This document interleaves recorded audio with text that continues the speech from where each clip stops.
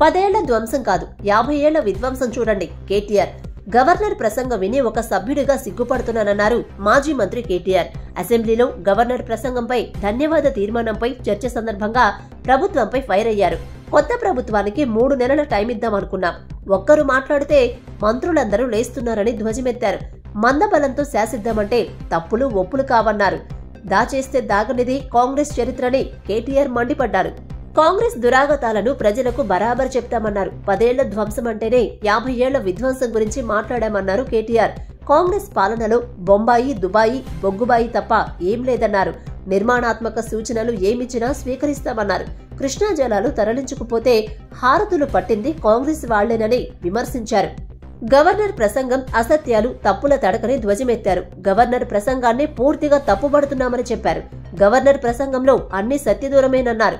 ఎక్కడున్నా తాము ప్రజల తరపున గొంతు విప్పుతామన్నారు. తాము గవర్నర్ ప్రసంగం నుంచి ఆశించిందొకటి, చెప్పిందొకటన్నారు. కాంగ్రెస్ హయాంలో పాలన ఎలా ఉందో ప్రజలు చూశారని చెప్పారు. 2014 కంటే ముందు తెలంగాణ ఎలా ఉండేదని ప్రశ్నించారు కేటీఆర్. గత కాంగ్రెస్ ప్రభుత్వంలో సాగు, తాగునీళ్లకు దిక్కులేదన్నారు. విద్యుత్ లేక పంట ఎండిపోయాయన్నారు. ఎక్కడ చూసినా ఆత్మహత్యలు, ఆకలి కేకలు ఉండేవన్నారు. నల్గొండలో ఫ్లోరిన్ తప్ప ఏమొచ్చిందని ప్రశ్నించారు.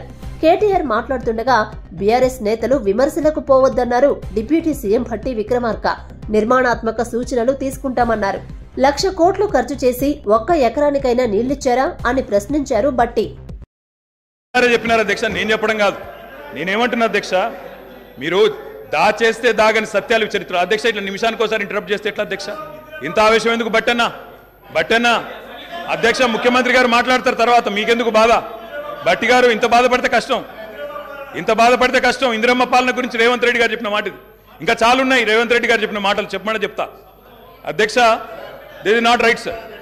అధ్యక్ష, you have to come to my rescue. This is not right అధ్యక్ష. ఇదేం అధ్యక్ష? అధ్యక్ష, సీఎం గారు సమాధానం చెప్తారు అధ్యక్ష. గౌరవ కేటీఆర్ గారు ఎన్నిసార్లు ఇస్తారు సార్?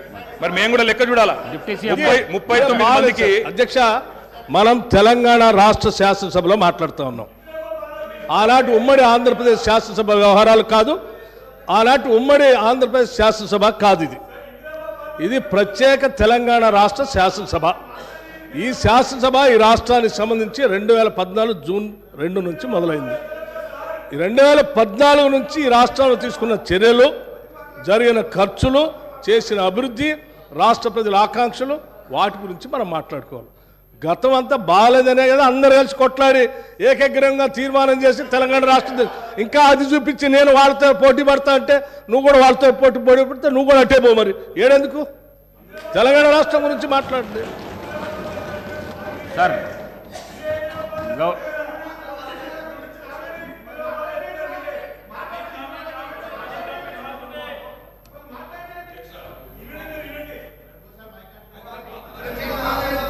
అధ్యక్ష, మాట్లాడండి అధ్యక్ష. ఇందిరమ్మ పాలన అంటే అధ్యక్ష, ఇందిరమ్మ పాలన అంటే 84 వరకు ఇందిరమ్మ పాలన ఉండే సార్.